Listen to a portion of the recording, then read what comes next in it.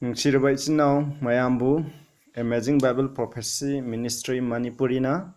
taramna oksari asigi aina lakhotsagadrba topic asidi punishment for sinning willfully aikoina khangna tauge khanna tauba papki dandi kari oigini haiba asigi maramda aikoina Bible dagi aikoina nainamina si maroina Hebrew 10 gi 26 dagina 31 da aikoina basidagi aikoina nainamina se chinausing masi yam maru oi Christian oiba khoi dama Prabhu Jisu Christa gi matung illibani hairiba ikhoi gi dama masigi sermon ase ishona piba akanba warning amani ahanbada ikoina sermon ase changjandringida ishore gi thaujanni jasi sargada laiba ipa ishor na po hini ai letana thagatsari ngase su na ki thaujandagi tolabana naina pa ishor na ki asumba khanglaba matungda khangna tauba papki dandi kari oigini haiba asigi maramda pap selvan naina khara na ki bible dagi naina gadawri aidi kari su khangba nate ipa na aigi chillai aigi aina ngangada khudimo na sinabiu aigi pungning punama ipa na sinabiu na ki nataba wai amthang ngan bigino pai sho tare ba mi pung khuding da suna na bor bi bitna ipa asumba asina gi mapa na ipa na ekhoi gi puning hongduna aikoina phattaba pam khai thadok ngamba ohen biu hobudegi na loi phaw na hana singbiu Prabhu Jisu Christa gi minda khuramjari amen han batek se Hebrew 10 gi 26 tagina 31 bo khoina mathang nainamina se han bada 10 gi 26 English ta ju ire ado ai Manipuri da pajarake matam jamna tien ngai gi damak maramdi asumba bu khangba adu aikoina phanglaba matungda aikoina khangna pap taurabadi pap ki damak irapot amuk leitare hasida English tana if we sin willfully hamni willfully ati aikoina tauke khanna tauraba pap to masi pame hase aikoina khangaba adubo aikoina tauke na ningna tauraba taragadi after that we have received the knowledge of the truth asumbadugi gyala do phanglaba matungda there remain no more sacrifice for sins pap ki dama irapot amata laite haibni masina hairepse karino haiba matam de chinausang aikoina asumbaje karino haina khanglaba adubu mina haibegi matungina pastorna haibegi matungna migi matungna satuna ikoina asumba dubu na thaiduna asumba ni haibedi khangba adubu hairiba asumba do ikoina sungen indaduna khangna indaduna leiba taragadi madugi gyandol leiraba matungda inba tarabadi masina haibase aroibada haibase karino pap ki damak irapot amata leitre habni koina mu yengna se pap ki irapot leitre habdi karino hai ai khoi mi pung khudimo time pa na lakraba khoi khudimo koi mi pung khudimo pap tawduba mi amta leite pap tawbu maramna ai khoi gi damo usindar ka lai hairiba usinna dudi kanan oibikre habda Prabhu Jisu Christa na oibikre John 1 gi 29 da asumna hai yengu malem prithvi gi pap pukhiba ishor gi yaw masa adu ana asumna masida pale aduna haibdi kaino ekhoi gi pap ki irapot amak palaitaba pap machet ama phawa yawdaba asengba irapot adu kanano haiba matamda bali oikiba adudi kanano Prabhu Jisu Christa ne aduna Prabhu Jisu Christa na cross sebiba ekhoi gi damo balidan tawbikiba ekhoi gi pap ki damo usin oibikiba je masi ekhoi gi pap kong ngai gi damo tani haibne First Peter 2 gi 24 da ju hai mahang masa mangna ekhoi ma ki hakchang da cross ta ekhoi gi pap adu pubiki haibne pap adu pubiduna mahang sibiki haibne kari gi damo ekhoi na pap thadolaga ekhoi na tarama chenba punsi phangngai gi damo mangon da phu ki ba saipu ma ki dakpham aduna ekhoi gi anaba phale haibne ekhoi gi anaba haibdi pap tawjana ekhoi na pap ki anaba saitheng leiraba ekhoi je masi phale haibni aduna ekhoi gi anaba phanba ekhoi gi pap ki dandi khudim ase Prabhu Jisu Christa na usinoidana cross ta pang thingbi khibani sinausa adumakpu masina habigi arthadi mahana sigi phi mahana cross sibiba asina ekhoi khudim kanbi gedaba nate masi Bible da ju mayek senge maram di aikoina Prabhu Jisu Christ thajai haraga ma ki thaujan da ngajai haraga aikoina ma ki nungsiba da ngajai haraga aikoina khangna asumba do khangnaga aikoina indaduna lairagadi aikoina pap to tawduna laiba taragadi aikoida Prabhu Jisu Christ na cross sibi khibado aikoigi damo pap ki dandi kudimo pubi khiba mahna tabi khiba I ma ki tabi ba I gi mapana aikoigi pap sam thopi ba phangi bado madugi usinado nang aigi damo oidre madu arembani hamni mahna phana sibi khiba tarabsu aikoigi dandi pubi khiba tarabsu aikoida arang kubum naithe maramdi ma ki usinaduna nang aina pugadaba pap ki dandi adugi mahota lepoi habni aikoina khangna pap torogadi chinaw samasi akanbo warning ni aina achumbudo tangkhraba matungda khangkhraba matungda aikoina indaduna laiba habse masi khwaidigi tamthiba makhal amani hairiba pap ase aikoina khangna tawba pap ase ka ishona kopi ba sungam loidaba pap ni ishona supa kopi ba ngam loida pap se aikoina Matthew 12:31 da hai kari haige matamda masine Wherefore I say unto you, all manner of sin and blasphemy shall be forgiven unto men, but the blasphemy against the Holy Ghost shall not be forgiven unto men. Mina tawa pa khudima pa makhal khudima ishobu thina ngangba mafam khudima aikoina ngangba tawbe ai Prabhu Jisu Christ gi maramda haithi be ai ipa ishor gi maramda haithi be ai magi ming palaga ko akoina jugo chada bo hai kyamrum hai be ai aduguma pasing adudi ishona loina copy ngami hai adubu thawai asengbagi mayokta thina ngangba adudi kaidong da copy ba ngamoi hai thawai asengbagi mayokta thina ngangba pa haibse karino haiba matamda aikoina achumbudo thawai asengbana masi ngangbi duna masi achumbani masi lu masi gi matungina salu haina hanjan aikoida convict tawraga masi indabase papni haina aikoida hanjan ngangbi budo ngangbiraba phawbuda thawai asengbaduna haiba adu inbagi mahutta madugi ona tainabada asam tawduna lei taragadi madu kopi bangamdaba pap oireba masini snapsa hojik ekoina Hebew 10 gi 26 ta palibase masida ekoina lairik amadagi protection prophet haiba lairi asigi page 404 dagina 405 ta asumna nupi writer amana asumna masigi maramda ekoi yangmanasi masi aina dum pati para roi screen da nakoi yingbiro man hai isor gi thawai asang bagi mapana adu phongdok phigi mapana isor da ekoi da thabak sui ekoi papi ekoi da ekoi bu war watemba ekoi pap tore habsi khangningai gi da ma isona kan thabak subi habsni adubu adumaina kanna ekoi da ngangbi budo mamai thangda thawai na ekoi da ngangbi budo ekoi na yadaba taragadi isona ekoi gi da ma karishu tomngai leitre maramdi mahak puning honglaroi pap adudigi puning hongdragadi ekhoina copy bagi laitre aduga ishorna ekhoida pibi kiba divine mercy ishogi minungsi ado gi resource magi lalla ado aroi bagi ekhoida pibi ba sizna biba ado laitre aduna ishorna sizna bikira laitre aduna papi masamuna ishordagi ekhoina hanjanna pap tawduna ishordagi ekhoina khaidok sare aduna pap aduna ekhoibu pap adubu copy ningai gi dam madudagi ngakthong ningai gi dam cure tong ningai gi dam karishu laitere aduna ishona hairiba papi adubu papi aibu pungning hong ningai gi dam aibu papi ni habse convict tong ningai gi dam ishona sinaba sakti makhai ado laitere maramdi upai laitere adugi matamda ishona haigi dabje Hosea 4:17 da haibigi matuina let him alone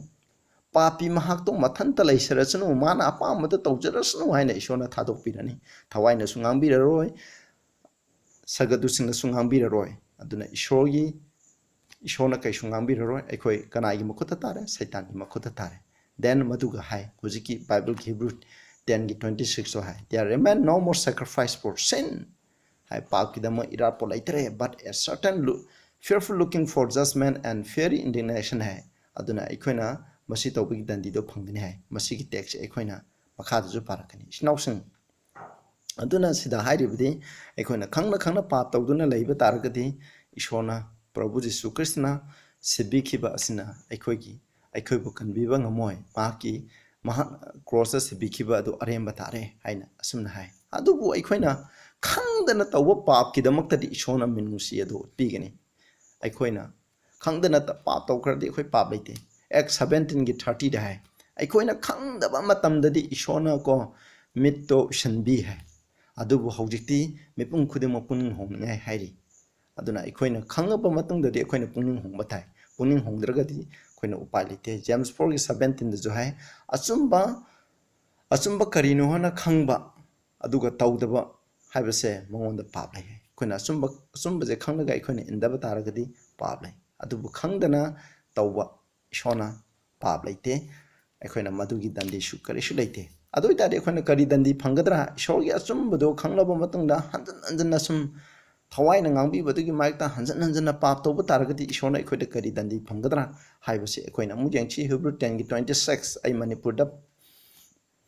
pazarake adubu wayen bagi akiba amasung jengnaba singbu saktokadaba mai hongna sauba aduna ngairi hai masina hai aikoina han aikoina asumdo khanglaga aikoina hanjan pap tu tarje magi dandi je karino hai kanda aikoina akiba haimne ko aikoina akiba wayen bagi akiba aikoibu wayen gani hai bagi akiba amasung jengnaba singbu saktokadaba mai haibdi adversary haimne aikoigi satan maki matung inba missing adubu dandi pigedaba adugi mai aduna ko asauba mai shona haithagadaba asauba dandi mai gi dandi ado maduna ngai duna lei hai kuna revelation satan amasung maki dutsing phattaba missingbu dandi pigedaba adugi mai adudi karino haibdo ikoni yengse kuna revelation 20 gi kuna 10 dagi na last pona kuna pardi khangni adu bai 10 gi 10 khatang pajarake masida the devil that deceived them was cast into the lake of fire and brimstone where the beast and the false prophet are and shall be tormented day and night forever and ever hai masina haibadi kerino prithvi bu nam thak to kiba papi singbu nam thak to kiba satan ado kaidamba maigi pata lake of fire hamni maigi pata lang thare hamni and brimstone akoina gandum nam sakadabam dugumba maigi pat adugumba aduda haibadi norok aduda aikoibu lang thare makoigi mai ado ahing tin loiba naidana sai haibadi makoido tumna mangdre phawbuko ahing tin khaktana madu chai hamni masigi dandi ase ngairi hamni haibadi aikoina achumbudo khangna tawba taragdi saitana phangadaba dandi maki matung inba misina aduga maki matung inba sagadusina phangadaba dandi aduga sa manana hairiba mi adusu phangani hamni isnausa nang aisu koina khangna pap taw leitaragadi thadokse adu thadoktaba taragadi aikoisu masigi dandi ase soidana phangani aikoina asumba se karino khangngai gidama koina bible parse let us study bible as never before aikoina mamangda kaidongda neina gidaba mongda aikoina bible neinarase kanagum miyamna masi achumbani haiba taragdu mahangna haibdu chummi lale habdu aikoina thidolaga hairibado madugi topic adugi maramda aikoina thijalaga mana haibse chummabra haibse lanbra haibse aikoini hujik thijanbagi matam oirabne mapanda afaba saraga aikoibu nam thak tawgadaba aranba teaching camera husi aikoina thengnari isnausang masidagi aikoina section C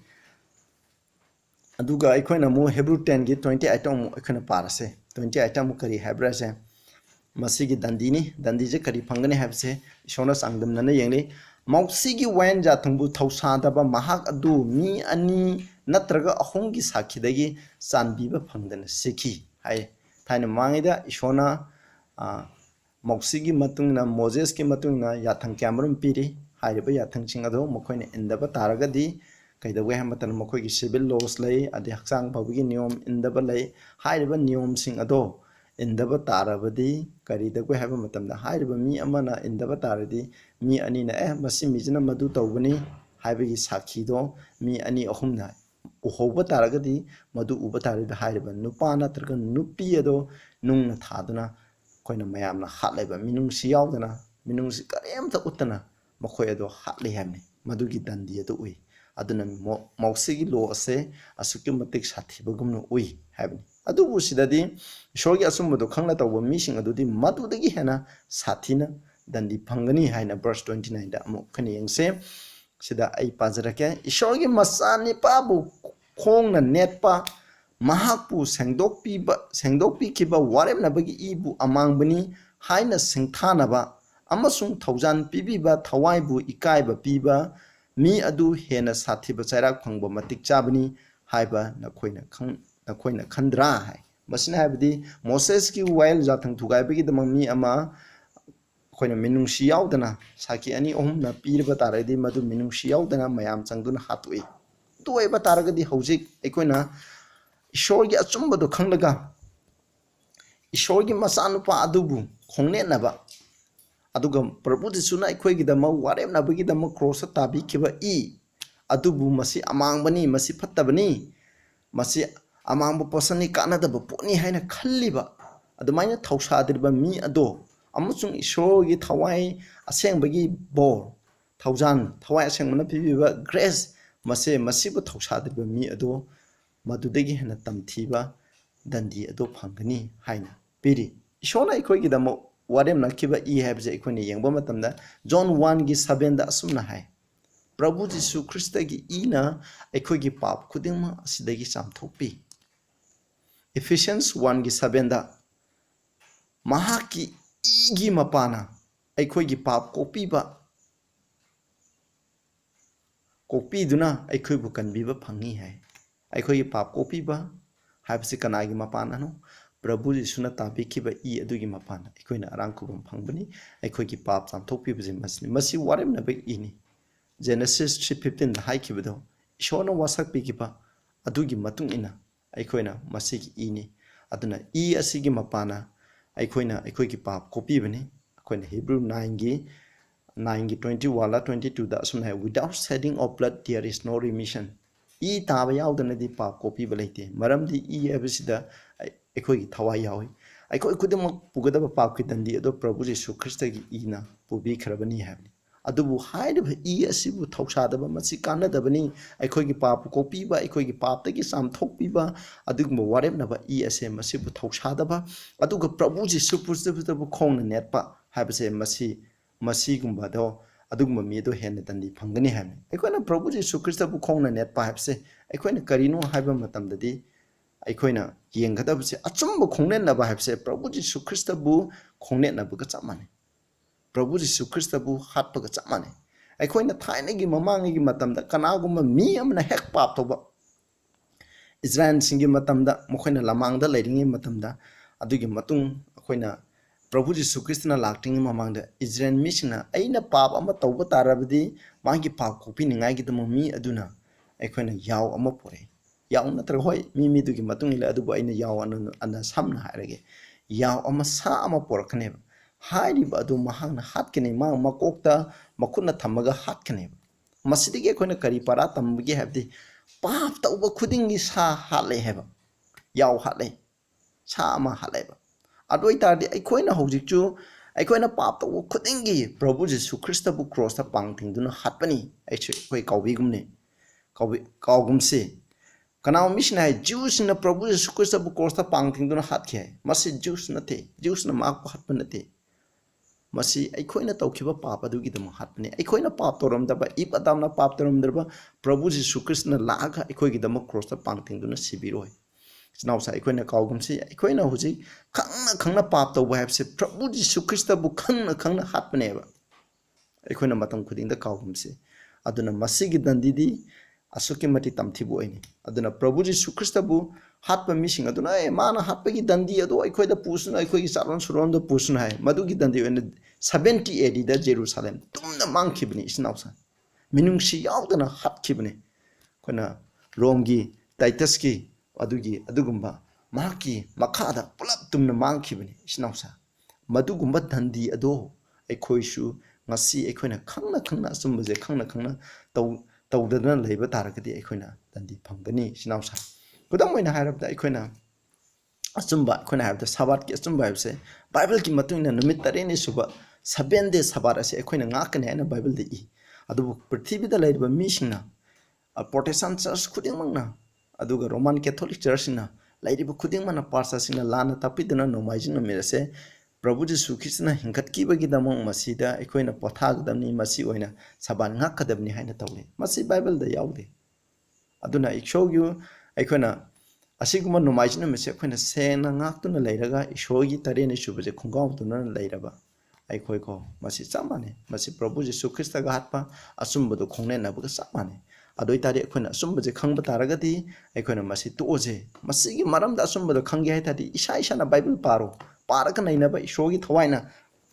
ꯉꯥꯡꯕ ꯑꯗꯨꯒꯤ ꯃꯇꯨꯡ ꯏꯟꯅ ꯑꯩꯈꯣꯏ ꯆꯠꯅꯕ ꯍꯣꯠꯅꯁꯤ ꯍꯥꯏꯕꯁꯤꯅꯤ ꯃꯁꯤꯅ ꯆꯨꯝꯕ꯭ꯔꯥ ꯅꯣꯡꯃꯥꯏꯖꯤꯡꯅ ꯆꯨꯝꯕ꯭ꯔꯥ ꯊꯥꯡꯖ ꯅꯨꯃꯤꯠꯅ ꯆꯨꯝꯕ꯭ꯔꯥ ꯍꯥꯏꯕꯁꯦ ꯑꯩꯅ ꯂꯦꯞꯀꯗꯕꯅꯤ ꯕꯥꯏꯕꯜꯅ ꯂꯦꯞꯍꯜꯂꯁꯤ ꯕꯥꯏꯕꯜꯒꯤ ꯃꯇꯨꯡ ꯏꯟꯅ ꯑꯩꯈꯣꯏꯅ ꯄꯥꯔꯒ ꯂꯦꯞꯁꯤ ꯍꯥꯏꯕꯁꯤꯅꯤ ꯃꯁꯤ ꯅꯠꯇꯕ ꯑꯆꯨꯝꯕ ꯍꯧꯖꯤꯛꯁꯨ ꯃꯤꯅ ꯌꯥꯝꯅ ꯍꯥꯏꯅꯕ ꯑꯩꯈꯣꯏ ꯄꯥꯞ ꯇꯧꯔꯁꯨ ꯄ꯭ꯔꯚꯨ ꯖꯤꯁꯨ ꯈ꯭ꯔꯤꯁꯇ ꯊꯥꯖꯔꯒꯗꯤ ꯑꯩꯈꯣꯏꯅ ꯄꯥꯞ ꯇꯧꯔꯁꯨ ꯌꯥꯏꯒ ꯍꯥꯏꯕꯁꯦ ꯑꯩꯁꯤ ꯃꯁꯤ ꯑꯔꯥꯟꯕ ꯉꯥꯛꯇꯅꯤ ꯏꯆꯤꯟꯅꯥꯎꯁꯥ ꯃꯁꯤꯒꯨꯝꯕꯁꯦ ꯑꯩꯈꯣꯏꯅ ꯊꯥꯗꯣꯛꯁꯤ ꯍꯥꯏꯕꯁꯦ ꯃꯁꯤꯅꯤ ꯑꯩꯈꯣꯏꯅ 10:30ꯗ ꯑꯃꯨꯛ ꯆꯠꯂꯁꯦ ꯁꯤꯗ ꯑꯁꯨꯝꯅ ꯍꯥꯏ ꯃꯔꯝꯗꯤ ꯑꯁꯨꯝꯅ ꯍꯥꯏꯈꯤꯕ ꯃꯍꯥꯛꯄꯨ ꯑꯩꯈꯣꯏꯅ ꯈꯪꯉꯤ ꯂꯃꯟ ꯈꯨꯝꯕ ꯑꯩꯒꯤꯅꯤ ꯑꯩꯅ ꯂꯃꯟ ꯁꯤꯡꯒꯅꯤ ꯌꯦꯍꯣꯋꯥꯅ ꯍꯥꯏ ꯑꯗꯨꯒ ꯑꯃꯨꯛ ꯍꯟꯅ ꯍꯥꯏ ꯌꯦꯍꯣꯋꯥꯅ ꯃꯍꯥꯛꯀꯤ ꯃꯤꯁꯤꯡꯕꯨ ꯋꯥꯌꯦꯟꯒꯅꯤ ꯍꯥꯏꯅ ꯏꯁꯣꯔꯅ ꯃꯥꯒꯤ ꯃꯤꯁꯤꯡꯕꯨ ꯋꯥꯌꯦꯟꯒꯅꯤ ꯍꯥꯏ ꯀꯅꯥꯒꯨꯝꯕ ꯃꯤꯁꯤꯡꯅ ꯍꯥꯏ ꯑꯩꯈꯣꯏꯅ ꯏꯁꯣꯔꯕꯨ ꯊꯥꯖꯔꯒꯗꯤ ꯋꯥꯌꯦꯜꯂꯣꯏ ꯄ꯭ꯔꯚꯨ ꯖꯤꯁꯨ ꯈ꯭ꯔꯤꯁꯇ ꯊꯥꯖꯕ ꯃꯤꯁꯤꯡꯗꯤ ꯋꯥꯌꯦꯟꯕꯤꯗꯣꯏ ꯍꯥꯏꯅ ꯀꯅꯥꯒꯨꯝꯕ ꯃꯤꯁꯤꯡꯅ ꯍꯥꯏ ꯃꯁꯤ ꯑꯔꯥꯟꯕꯅꯤ ꯃꯁꯤ ꯕꯥꯏꯕꯜꯗ ꯍꯥꯏ ꯏꯁꯣꯔꯅ ꯗ ꯂꯣꯔꯗ ꯁꯦꯜ ꯖꯁ ꯍꯤꯁ ꯄꯤꯄꯜ ꯍꯥꯏ ꯏꯁꯣꯔꯅ ꯃꯥꯒꯤ ꯃꯤꯁꯤꯡꯕꯨ ꯋꯥꯌꯦꯟꯒꯅꯤ ꯍꯥꯏꯕꯅꯤ ꯑꯗꯨꯅ ꯑꯩꯈꯣꯏꯅ ꯋꯥꯌꯦꯟꯒꯅꯤ ꯍꯥꯏꯗꯤ ꯑꯩꯈꯣꯏꯅ ꯈꯪꯅ ꯄꯥꯞ ꯇꯧꯔꯕ ꯍꯟꯖꯤꯟ ꯍꯟꯖꯤꯟꯅ ꯈꯪꯉꯕꯗꯣ ꯑꯩꯈꯣꯏꯅ ꯁꯤ ꯄꯥꯝꯅꯦꯁꯨ ꯈꯪꯉꯒ ꯃꯗꯨ ꯊꯥꯗꯣꯛꯄꯒꯤ ꯃꯍꯨꯠꯇ ꯄꯨꯛꯅꯤꯡ ꯍꯣꯡꯉꯒ ꯂꯥꯛꯄꯒꯤ ꯃꯍꯨꯠꯇ ꯈꯪꯅ ꯄꯥꯞ ꯇꯧ ꯇꯥꯔꯗꯤ ꯃꯗꯨ ꯄꯥꯞ ꯇꯧꯕꯒꯤ ꯗꯟꯗꯤ ꯑꯗꯣ ꯂꯃꯟ ꯈꯨꯝꯕꯗꯣ ꯀꯅꯥꯅ ꯑꯩꯈꯣꯏꯅ ꯇꯥꯏꯕꯪꯄꯥꯟꯗ ꯑꯩꯈꯣꯏꯅ ꯍꯧꯖꯤꯛ ꯃꯣꯛꯁꯤꯒꯤ ꯃꯇꯝꯗꯗꯤ ꯃꯣꯖꯦꯁꯀꯤ ꯃꯇꯝꯗꯗꯤ ꯃꯤꯁꯤꯡ ꯑꯗꯣ ꯈꯪꯕ ꯄꯥꯞ ꯇꯧꯕ ꯃꯤꯁꯤꯡꯗꯣ ꯍꯥꯠꯇꯣꯛꯏ ꯑꯗꯨꯕꯨ ꯍꯧꯖꯤꯛ ꯃꯇꯝꯗꯗꯤ ꯑꯩꯈꯣꯏꯅ ꯄꯥꯞ ꯇꯧꯔꯒꯁꯨ ꯑꯩꯈꯣꯏꯅ ꯍꯥꯠꯇꯦ ꯑꯗꯨꯕꯨ ꯍꯥꯠꯇꯕ ꯇꯥꯔꯒꯁꯨ ꯁꯦꯝ ꯄꯅꯤꯁꯃꯦꯟ ꯐꯪꯒꯅꯤ ꯃꯔꯝꯗꯤ ꯏꯁꯣꯔꯅ ꯍꯥꯏꯔꯤꯕ ꯃꯤ ꯑꯗꯣ ꯑꯔꯣꯏꯕ ꯃꯇꯝꯗ ꯑꯩꯅ ꯇꯧꯕ ꯑꯗꯨꯒꯤ ꯃꯇꯨꯡ ꯏꯟꯅ ꯗꯟꯗꯤ ꯄꯤꯒꯅꯤ ꯍꯥꯏꯅ ꯑꯁꯨꯝꯅ ꯍꯥꯏ ꯏꯆꯤꯟꯅꯥꯎꯁꯥ ꯑꯩꯈꯣꯏꯅ ꯑꯗꯨꯒ ꯚꯔꯁ 31ꯗ ꯆꯠꯂꯁꯦ ꯂꯣꯏꯁꯤꯜꯂꯒꯦ It is a fearful thing to fall into the hands of the living God. ꯑꯍꯤꯡꯕ ꯏꯁꯣꯔꯒꯤ ꯃꯈꯨꯠꯇ ꯇꯥꯕ ꯑꯀꯤꯕꯒꯤ ꯃꯛꯁꯛꯅꯤ ꯍꯥꯏ ꯃꯁꯤꯗ ꯑꯍꯤꯡꯕ ꯏꯁꯣꯔꯒꯤ ꯃꯈꯨꯠꯇ ꯇꯥꯕ ꯍꯥꯏꯕꯁꯤꯒꯤ ꯑꯔꯊꯗꯤ ꯀꯔꯤꯅꯣ ꯍꯥꯏꯕꯗꯤ ꯑꯩꯈꯣꯏꯅ ꯏꯁꯣꯔꯅ ꯍꯥꯏꯕ ꯏꯟꯗꯕꯗꯒꯤ ꯑꯩꯈꯣꯏꯅ ꯏꯁꯣꯔꯅ ꯑꯩꯈꯣꯏꯕꯨ ꯗꯟꯗꯤ ꯄꯤꯕ ꯑꯗꯣ ꯏꯁꯣꯔꯒꯤ ꯗꯟꯗꯤ ꯐꯪꯕ ꯑꯗꯨꯕꯨ ꯏꯁꯣꯔꯒꯤ ꯃꯈꯨꯠꯇ ꯇꯥꯕ ꯍꯥꯏꯅ ꯈꯪꯅꯩ ꯏꯆꯤꯟꯅꯥꯎꯁꯥ ꯑꯩꯈꯣꯏꯒꯤ ꯏꯁꯣꯔꯗꯤ ꯑꯁꯨꯛꯀꯤ ꯃꯇꯤꯛ ꯃꯤꯅꯨꯡꯁꯤ ꯆꯥꯎꯕꯅꯤ ꯑꯩꯈꯣꯏꯅ ꯃꯗꯨꯒꯤꯗꯃꯛ ꯑꯩꯈꯣꯏꯅ ꯈꯟꯁꯦ ꯑꯁꯨꯛꯀꯤ ꯃꯇꯤꯛ ꯃꯤꯅꯨꯡꯁꯤ ꯆꯥꯎꯏ ꯑꯗꯨꯕꯨ ꯃꯍꯥꯛꯅ ꯃꯤꯅꯨꯡꯁꯤ ꯆꯥꯎꯏ ꯍꯥꯏꯕ ꯇꯥꯔꯒꯁꯨ ꯑꯩꯈꯣꯏꯅ ꯄꯨꯛꯅꯤꯡ ꯍꯣꯡꯉꯒ ꯏꯁꯣꯔꯗ ꯑꯩꯈꯣꯏꯅ ꯄꯨꯛꯅꯤꯡ ꯍꯣꯡꯉꯒ ꯆꯪꯉꯛꯄ ꯇꯥꯔꯒꯗꯤ ꯏꯁꯣꯔꯅ ꯀꯣꯛꯄꯤꯕ ꯉꯝꯗꯕ ꯄꯥꯞ ꯂꯩꯇꯦ Hebrew 7:25ꯗ ꯍꯥꯏꯕꯒꯤ ꯃꯇꯨꯡꯗ ꯑꯩꯅ ꯑꯁꯨꯛꯀꯤ ꯃꯇꯤꯛ ꯐꯠꯇꯕ ꯄꯥꯄꯤ ꯑꯣꯏꯔꯁꯨ ꯑꯩꯅ ꯃꯤ ꯂꯤꯁꯤꯡ ꯍꯥꯠꯂꯁꯨ ꯂꯥꯈ ꯍꯥꯠꯈꯤꯕ ꯇꯥꯔꯝꯃꯁꯨ ꯑꯩꯅ ꯐꯠꯇꯕ ꯊꯕꯛ ꯀꯌꯥ ꯃꯔꯨꯝ ꯇꯧꯗ꯭ꯔꯁꯨ ꯏꯁꯣꯔꯅ ꯀꯣꯛꯄꯤꯔꯔꯣꯏꯅ ꯈꯟꯕ ꯄꯥꯞ ꯃꯌꯥꯝ ꯑꯩꯒꯤ ꯄꯨꯟꯁꯤꯗꯀꯣ ꯇꯧꯔꯝꯕ ꯇꯥꯔꯒꯁꯨ ꯑꯩꯅ ꯃꯁꯤ ꯄꯥꯞꯅꯤ ꯍꯥꯏꯗꯣ ꯈꯪꯉꯒ ꯄ꯭ꯔꯚꯨ ꯖꯤꯁꯨ ꯈ꯭ꯔꯤꯁꯇꯅ ꯀ꯭ꯔꯣꯁꯇ ꯁꯤꯕꯤꯈꯤꯕꯗꯨ ꯎꯔꯒ ꯑꯩꯅ ꯃꯍꯥꯛꯀꯤ ꯃꯅꯥꯛꯇ ꯂꯥꯛꯄ ꯃꯇꯝꯗ ꯑꯩꯒꯤ ꯄꯥꯞ ꯈꯨꯗꯤꯡꯃꯛ ꯑꯗꯨꯒ ꯂꯣꯏꯅꯅ ꯄ꯭ꯔꯚꯨ ꯖꯤꯁꯨ ꯈ꯭ꯔꯤꯁꯇꯉꯣꯟꯗ ꯂꯥꯛꯑꯀꯥꯟꯗ ꯃꯉꯣꯟꯗ ꯇꯨꯕ ꯃꯇꯝꯗ ꯃꯍꯥꯛꯅ ꯑꯩꯒꯤ ꯄꯥꯞ ꯀꯣꯛꯄꯤꯒꯅꯤ ꯑꯩꯕꯨ ꯃꯍꯥꯛꯅ ꯀꯟꯕꯤꯒꯅꯤ ꯑꯗꯨꯒ ꯑꯩꯅ ꯇꯧꯈꯤꯕ ꯄꯥꯞꯁꯤꯡ ꯑꯗꯨ ꯀꯣꯛꯄꯤꯕꯗ ꯅꯠꯇꯅ ꯍꯥꯏꯔꯤꯕ ꯄꯥꯞ ꯈꯨꯗꯤꯡꯃꯛ ꯑꯩꯅ ꯇꯧꯈꯤꯕ ꯄꯥꯞꯁꯤꯡ ꯑꯗꯣ ꯊꯥꯗꯣꯛꯄ ꯉꯝꯅꯕ ꯃꯍꯥꯛꯅ ꯒ꯭ꯔꯦꯁ ꯁꯛꯇꯤ ꯑꯗꯨ ꯃꯍꯥꯛꯅ ꯑꯩꯈꯣꯏꯗ ꯄꯤꯔꯛꯀꯅꯤ ꯄ꯭ꯔꯚꯨ ꯖꯤꯁꯨ ꯈ꯭ꯔꯤꯁꯇꯒꯤ ꯃꯄꯥꯟꯅ ꯄꯥꯞ ꯑꯗꯣ ꯄꯨꯝꯅꯃꯛ ꯑꯗꯣ ꯊꯥꯗꯣꯛꯂꯒ ꯑꯩꯈꯣꯏꯅ ꯑꯁꯦꯡꯕ ꯄꯨꯟꯁꯤ ꯑꯃ ꯍꯤꯡꯕ ꯉꯝꯅꯤ ꯍꯥꯏꯕꯁꯤꯅꯤ ꯏꯁꯣꯔꯅ ꯀꯟꯕꯤꯕ ꯉꯝꯗꯕ ꯂꯩꯇꯦ ꯏꯁꯣꯔꯅ ꯇꯧꯕ ꯉꯝꯗꯕ ꯂꯩꯇꯦ ꯏꯁꯣꯔꯅ ꯇꯧꯕ ꯉꯝꯗꯕ ꯍꯥꯏꯕꯁꯤ ꯀꯔꯤꯅꯣ ꯑꯩꯈꯣꯏꯅ ꯑꯆꯨꯝꯕꯗꯨ ꯈꯪꯅ ꯑꯩꯈꯣꯏꯅ ꯑꯁꯨꯝ ꯏꯁꯣꯔꯒꯤ ꯃꯥꯏꯛꯇ ꯁꯨꯝ ꯇꯧꯗꯨꯅ ꯂꯩ ꯇꯥꯔꯒꯗꯤ ꯏꯁꯣꯔꯒꯤ ꯁꯛꯇꯤ ꯑꯃꯠꯇ ꯂꯩꯇꯦ ꯏꯁꯣꯔꯅ ꯑꯁꯨꯛꯀꯤ ꯃꯇꯤꯛ ꯄꯥꯡꯒꯜ ꯀꯜꯂꯕꯁꯨ ꯑꯁꯨꯛꯀꯤ ꯃꯇꯤꯛ ꯈꯪꯂꯁꯨ ꯑꯣꯝꯅꯤꯄꯣꯇꯦꯟ ꯑꯣꯏꯔꯕꯁꯨ ꯑꯁꯨꯛꯀꯤ ꯃꯇꯤꯛ ꯃꯥꯒꯤ ꯊꯧꯖꯥꯟꯅꯁꯦ ꯃꯔꯥꯡ ꯀꯥꯏꯅ ꯂꯩꯔꯒꯁꯨ ꯀꯟꯕꯤꯕ ꯉꯝꯗꯕ ꯑꯩꯈꯣꯏꯅ ꯑꯣꯏꯗꯕ ꯇꯥꯔꯕꯁꯨ ꯑꯗꯨꯕꯨ ꯑꯗꯨꯒꯨꯝꯕ ꯑꯗꯨꯗ ꯏꯁꯣꯔꯒꯤ ꯊꯋꯥꯏꯅ ꯉꯥꯡꯕꯤꯕ ꯑꯆꯨꯝꯕꯗꯣ ꯈꯪꯂꯒ ꯑꯩꯈꯣꯏꯅ ꯍꯟꯖꯟꯅ ꯇꯧꯗꯨꯅ ꯂꯩꯕ ꯇꯥꯔꯗꯤ God is so powerless ꯏꯁꯣꯔꯗꯤ ꯑꯁꯨꯛꯀꯤ ꯃꯇꯤꯛ ꯄꯥꯡꯒꯜ ꯁꯣꯜꯂꯦ ꯑꯗꯨꯒꯤ ꯃꯇꯥꯡ ꯑꯗꯨꯗ ꯑꯗꯨꯒꯨꯝꯕ ꯅꯨꯄꯥ ꯅꯨꯄꯤ ꯑꯗꯨꯗꯗꯤ ꯏꯁꯣꯔꯒꯤ ꯄꯥꯡꯒꯜ ꯀꯔꯤꯁꯨ ꯂꯩꯇꯦ ꯑꯩꯈꯣꯏꯕꯨ ꯀꯟꯕꯤꯅꯤꯡꯉꯥꯏꯒꯤ ꯄꯥꯡꯒꯜ ꯀꯔꯤꯁꯨ ꯂꯩꯇꯦ ꯍꯥꯏꯕꯁꯤ ꯑꯩꯈꯣꯏꯅ ꯀꯥꯎꯀꯨꯝꯁꯤ ꯏꯆꯤꯟꯅꯥꯎꯁꯥ ꯑꯩꯒꯤ ꯑꯔꯣꯏꯕ ꯑꯥꯄꯤꯜꯗꯤ ꯏꯆꯤꯟꯅꯥꯎꯁꯥ ꯑꯩꯈꯣꯏ ꯍꯧꯖꯤꯛ ꯊꯤꯗꯣꯛꯑꯁꯤ ꯅꯪ ꯑꯩꯒꯤ ꯄꯨꯟꯁꯤꯗ ꯏꯁꯣꯔꯅ ꯌꯥꯗꯕ ꯀꯔꯤ ꯇꯧꯔꯤ ꯍꯟꯖꯟꯅ ꯏꯁꯣꯔꯅ ꯉꯥꯡꯕꯤꯈ꯭ꯔꯕ ꯏꯁꯣꯔꯅ ꯃꯁꯤ ꯇꯧꯒꯅꯨ ꯍꯥꯏꯅ ꯂꯩꯕ ꯑꯆꯨꯝꯕ ꯀꯔꯤ ꯕꯥꯏꯕꯜꯅ ꯍꯥꯏꯕꯒꯤ ꯃꯇꯨꯡ ꯏꯟꯅ ꯕꯥꯏꯕꯜꯅ ꯆꯠꯇꯕ ꯕꯥꯏꯕꯜꯅ ꯇꯥꯛꯄꯤꯕꯗꯨꯒꯤ ꯃꯇꯨꯡ ꯏꯟꯅ ꯆꯠꯇꯕ ꯅꯪ ꯑꯩꯒꯤ ꯄꯨꯟꯁꯤꯗ ꯀꯔꯤ ꯄꯥꯞ ꯇꯧꯗꯨꯅ ꯂꯩꯔꯤ ꯀꯔꯤ ꯑꯆꯨꯝꯕ ꯈꯪꯂꯒ ꯑꯩꯈꯣꯏꯅ ꯇꯧꯗꯕ ꯀꯔꯤ ꯂꯩꯔꯤ ꯍꯥꯏꯕꯁꯦ ꯑꯩꯈꯣꯏꯅ ꯍꯧꯖꯤꯛ ꯊꯤꯗꯣꯛꯃꯤꯟꯅꯔꯁꯤ ꯏꯆꯤꯟꯅꯥꯎꯁꯥ ꯍꯧꯖꯤꯛ ꯃꯇꯝ ꯂꯩꯔꯤ ꯑꯩꯈꯣꯏꯅ ꯊꯤꯗꯣꯛꯑꯒ ꯑꯩꯈꯣꯏꯅ ꯏꯁꯣꯔꯗ ꯆꯪꯉꯒ ꯑꯩꯈꯣꯏꯅ ꯄꯨꯛꯅꯤꯡ ꯍꯣꯡꯉꯒ ꯃꯗꯨ ꯊꯥꯗꯣꯛꯁꯤ ꯑꯗꯨ ꯑꯣꯏꯇꯥꯔꯗꯤ ꯏꯁꯣꯔꯅ ꯀꯣꯛꯄꯤꯒꯅꯤ ꯑꯗꯨ ꯅꯠꯇꯗꯅ ꯍꯟꯖꯟꯅ ꯇꯧꯗꯨꯅ ꯂꯩꯕ ꯇꯥꯔꯒꯗꯤ ꯑꯩꯅ ꯇꯧꯔꯤꯕ ꯄꯥꯞ ꯑꯗꯨꯅ ꯑꯩꯕꯨ ꯅꯝꯊꯥꯛ ꯑꯣꯏꯔꯒ ꯑꯩꯕꯨ ꯀꯜꯂꯦ ꯍꯥꯏꯅꯗꯤ ꯑꯩꯒꯤ ꯋꯥꯈꯜꯗ ꯈꯟꯖꯔꯝꯕ ꯌꯥꯏ ꯁꯩꯇꯥꯟꯅ ꯏꯁꯣꯔꯒꯤ ꯊꯋꯥꯏꯅ ꯉꯥꯡꯕꯤꯕ ꯂꯦꯞꯈ꯭ꯔꯕꯗꯤ ꯀꯅꯥꯒꯤ ꯊꯋꯥꯏꯅ ꯉꯥꯡꯕꯤꯔꯛꯀꯅꯤ ꯁꯩꯇꯥꯟꯒꯤ ꯊꯋꯥꯏꯅ ꯉꯥꯡꯕꯤꯔꯛꯀꯅꯤ ꯑꯩꯉꯣꯟꯗ ꯀꯝꯐꯣꯔꯠ ꯄꯤꯒꯅꯤ ꯃꯁꯤ ꯑꯗꯨꯝ ꯇꯧ ꯀꯔꯤꯁꯨ ꯀꯥꯏꯗꯦ ꯏꯁꯣꯔꯅ ꯅꯪꯕꯨ ꯀꯟꯕꯤꯒꯅꯤ ꯍꯥꯏꯅꯤ ꯑꯗꯨꯕꯨ ꯃꯤꯀꯞ ꯊꯣꯛꯂꯛꯄ ꯃꯇꯝꯗꯗꯤ ꯅꯪ ꯑꯩꯒꯤ ꯄꯨꯟꯁꯤ ꯅꯣꯔꯣꯛꯇ ꯂꯩꯔꯝꯒꯅꯤ ꯑꯗꯨꯒꯨꯝꯕ ꯄꯨꯟꯁꯤ ꯑꯗꯨꯗꯒꯤ ꯑꯩꯈꯣꯏꯅ ꯂꯩꯇꯅꯤꯡꯉꯥꯏ ꯑꯩꯈꯣꯏꯅ ꯊꯣꯛꯂꯁꯤ ꯍꯥꯏꯕꯁꯦ ꯑꯩꯅ ꯑꯩꯒꯤ ꯑꯔꯣꯏꯕ ꯑꯥꯄꯤꯜꯅꯤ ꯍꯥꯏꯔꯤꯕ ꯃꯦꯁꯦꯖ ꯑꯁꯦ ꯅꯈꯣꯏꯅ ꯃꯤꯄꯨꯝ ꯈꯨꯗꯤꯡꯃꯛꯇ ꯁꯤꯌꯔ ꯇꯧꯕꯤꯌꯨ ꯑꯗꯨꯒ ꯑꯩꯒꯤ ꯆꯦꯅꯦꯜ ꯑꯁꯤꯕꯨ ꯁꯕꯁꯀ꯭ꯔꯥꯏꯕ ꯇꯧꯕꯤꯌꯨ ꯑꯗꯨꯒ ꯅꯈꯣꯏꯅ ꯂꯥꯏꯛ ꯀꯃꯦꯟ ꯑꯁꯤꯅꯆꯤꯡꯕꯁꯦ ꯄꯥꯝꯂꯒꯗꯤ ꯑꯩꯉꯣꯟꯗ ꯀꯃꯦꯟ ꯄꯤꯕꯤꯗꯨꯅ ꯑꯩꯕꯨ ꯄꯨꯛꯅꯤꯡ ꯊꯧꯒꯠꯄꯤꯌꯨ ꯏꯁꯣꯔꯒꯤ ꯑꯆꯨꯝꯕꯁꯦ ꯍꯦꯟꯅ ꯍꯦꯟꯅ ꯁꯤꯌꯔ ꯇꯧꯕ ꯉꯝꯍꯟꯕꯤꯌꯨ ꯏꯁꯣꯔꯗ ꯄ꯭ꯔꯊꯅꯥ ꯇꯧꯁꯤ ꯁꯔꯒꯗ ꯂꯩꯕ ꯏꯄꯥ ꯏꯁꯣꯔ ꯌꯥꯝ ꯊꯥꯒꯠꯆꯔꯦ ꯑꯩꯈꯣꯏꯅ ꯉꯁꯤ ꯇꯝꯈ꯭ꯔꯦ ꯑꯩꯈꯣꯏꯒꯤ ꯅꯍꯥꯛꯀꯤ ꯑꯆꯨꯝꯕꯗꯣ ꯈꯪꯅ ꯈꯪꯅ ꯑꯩꯈꯣꯏꯅ